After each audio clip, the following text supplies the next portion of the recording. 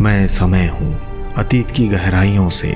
आज मैं आपको ऐसी कहानी सुनाने जा रहा हूँ जो इतिहास में कहीं दबी पड़ी है, लेकिन मैं आज आपको समय में बीती कुछ ऐसी चीज़ें बताऊंगा जिससे आपको लगेगा कि आप इसे पहली बार सुन रहे हों। ये कहानी है चाणक्य की, एक ब्राह्मण की, जिसकी बुद्धि ने न सिर्फ एक साम्राज्य को जन्म दिया बल्कि एक साधारण लड़के को सम्राट बना दिया। ये वो नीति है जिसने चंद्रगुप्त को चंद्रगुप्त मौर्य बनाया। हाँ, ये वही चंद्रगुप्त है जिसके वंश में आगे चलकर अशोक ने जन्म लिया। तो चलिए शुरू करते हैं और याद रखिए, ये कहानी आपकी कल्पना में जीवंत हो उठेगी। नमस्कार दोस्तों, स्वागत है आपका हमारे चैनल टेल्स स्टोरी हिंदी में। तो चलिए शुरू करते हैं। ये बात करीब 2300 साल पहले की है, जब भारत की धरती पर मगध का साम्राज्य फैला हुआ था। राजधानी पाटलिपुत्र में नंद वंश का राजा धनानंद सिंहासन पर बैठा था, एक क्रूर, लालची और अहंकारी शासक। उसके दरबार में सोने चांदी की नदियां बहती थी, लेकिन प्रजा की आहें भी सुनाई देती थी। उसी समय तक्षशिला में एक युवा ब्राह्मण पढ़ाई कर रहा था। नाम था विष्णुगुप्त, लेकिन दुनिया उसे चाणक्य कहकर पुकारती थी। चाणक्य का चेहरा कुरूप था, दांत टेढ़े मेढ़े थे, लेकिन उसकी आंखों में ऐसी चमक थी जो राज्यों को हिला सकती थी। वो अर्थशास्त्र, राजनीति और युद्ध कला का मास्टर था। उसने सोचा, क्यों न मैं मगध जाकर राजा की मदद करूं, प्रजा को न्याय दिलाऊं। चाणक्य पैदल ही तक्षशिला से पाटलिपुत्र पहुंचा। रास्ते में जंगलों से गुजरा, नदियां पार की और हर कदम पर सोचता रहा कि कैसे एक मजबूत राष्ट्र बनाया जाए। पाटलिपुत्र पहुंचकर वो सीधा राज दरबार गया। वहां भोज का आयोजन था। चाणक्य कोने में बैठ गया, लेकिन राजा धनानंद की नजर उस पर पड़ी और उसने कहा, ये कुरूप ब्राह्मण कौन है? चाणक्य ने उठकर कहा, महाराज, मैं चाणक्य हूँ। मैं आपको सलाह देना चाहता हूँ कि कैसे आपका साम्राज्य और मजबूत हो।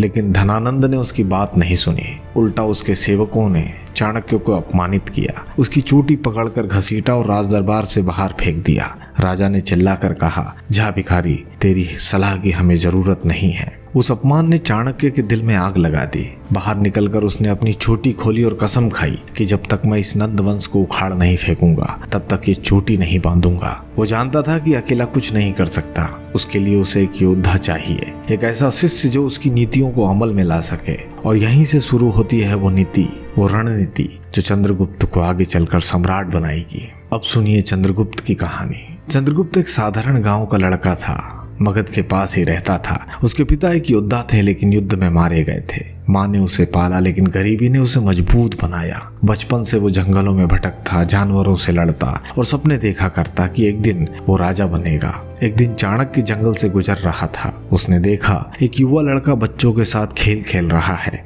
लेकिन वो खेल कोई साधारण नहीं था। चंद्रगुप्त ने खुद को राजा बनाया था और बच्चों को सेना। वो रणनीति बना रहा था कि तुम यहाँ से हमला करो, तुम पीछे से घेरो। चाणक्य ने देखा तो रुक गया। उसकी आंखें चमक उठी और उसने मन में सोचा, यही वो बीज है जो आगे चलकर मेरे साम्राज्य का वृक्ष बनेगा। चाणक्य ने चंद्रगुप्त से बात की। कहा, बेटा, तुम क्या राजा बनना चाहते हो?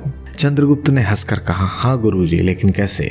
चाणक्य ने मुस्कुराकर कहा, मेरी नीतियों से। आओ मेरे साथ तक्षशिला चलो। और यूं हुआ कि चंद्रगुप्त चाणक्य का शिष्य बन गया। तक्षशिला में चाणक्य ने उसे सब सिखाया, अर्थशास्त्र, राजनीति, युद्ध कला, जासूसी। लेकिन सबसे महत्वपूर्ण एक नीति थी कि शत्रु के शत्रु को मित्र बनाओ और धीरे धीरे साम्राज्य का जाल बुनो। चाणक्य की नीति का पहला हिस्सा था गुप्तचर व्यवस्था। उसने चंद्रगुप्त को सिखाया कि जानकारी ही शक्ति है, कि राजा के कानों में क्या है ये जानो, प्रजा क्या सोच रही है ये पता करो। चाणक्य ने अपने जासूसों का एक नेटवर्क बनाया। औरतें, बच्चे, व्यापारी सब उसके जासूस थे।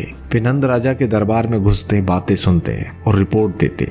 एक बार एक जासूस ने बताया कि नंद राजा के सेनापति भ्रष्ट हैं। चाणक्य ने सोचा, यही मौका है। उसने चंद्रगुप्त को तैयार किया, छोटी छोटी लड़ाइयां लड़वाई ताकि वो अनुभव हासिल कर सके। लेकिन नीति का असली कमाल तो तब हुआ जब चाणक्य ने विदेशी मदद ली। उस समय यूनान का सिकंदर भारत पर हमला कर चुका था। उसके सेनापति सेल्यूकस अभी भी सीमा पर थे। चाणक्य जानता था कि नंद वंश मजबूत है, उसे अकेले नहीं हरा सकते, तो उसने नीति अपनाई। शत्रु के शत्रु को मित्र बनाओ। चाणक्य ने सेल्यूकस से गठबंधन किया। बदले में चंद्रगुप्त ने सेल्यूकस की बेटी से शादी की। इससे चंद्रगुप्त को यूनानी सेना की मदद मिली। हथियार, घोड़े, रणनीति, अब चंद्रगुप्त की सेना तैयार थी।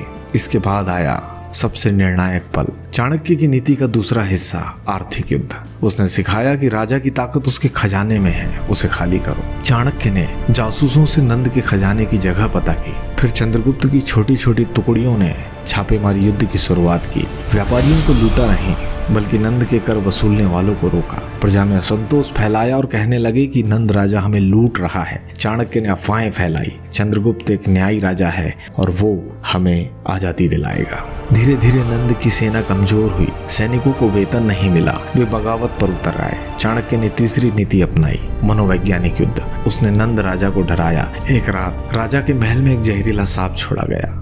राजा डर गया। फिर चाणक्य ने लोगों को बताया कि राजा सपने को हकीकत मान बैठा है। और फिर अफवाहें फैलाई गई कि नंद वंश का अंत निकट है, राजा पागल हो चुका है। अंत में निर्णायक युद्ध हुआ। चंद्रगुप्त की सेना ने मगध पर हमला किया। चाणक्य पीछे से रणनीति बनाता रहा, बेटा सीधा हमला मत करो, पहले सीमाओं पर कब्जा करो, फिर केंद्र पर। चंद्रगुप्त ने वैसा ही किया। नंद की सेना टूट गई। धनानंद भाग खड़ा हुआ, लेकिन चाणक्य के जासूसों ने उसे पकड़ लिया। चंद्रगुप्त सिंहासन पर बैठा और उसके बाद चाणक्य ने अपनी चोटी बांध ली। लेकिन कहानी यहाँ खत्म नहीं होती। चाणक्य की नीति ने चंद्रगुप्त को सम्राट बनाया, लेकिन साम्राज्य को मजबूत भी किया। चाणक्य सलाहकार बना। उसने अर्थशास्त्र लिखा, एक किताब जो कि आज भी पढ़ी जाती है। उसमें लिखा है कि राजा प्रजा का सेवक है, न्याय, अर्थ और सुरक्षा यही नीति है। चंद्रगुप्त ने पूरे भारत को एक किया, सेल्यूकस को हराया और मौर्य साम्राज्य स्थापित किया। दोस्तों, ये थी वो नीति, बुद्धि, रणनीति और धैर्य की। चाणक्य ने सिखाया कि ताकत तलवार में नहीं दिमाग में है। आज भी जब आप कोई चुनौती देखें तो याद रखें चाणक्य को। अपमान को अपनी ताकत बनाओ और शिष्य को सम्राट। उम्मीद है ये कहानी आपको पहली बार सुनने जैसी लगी होगी। अगर पसंद आई हो तो शेयर करें, लाइक करें और साथ ही कमेंट सेक्शन में जय भारत लिखना ना भूलें। तो मिलते हैं अगली कहानी में, तब तक के लिए नमस्कार।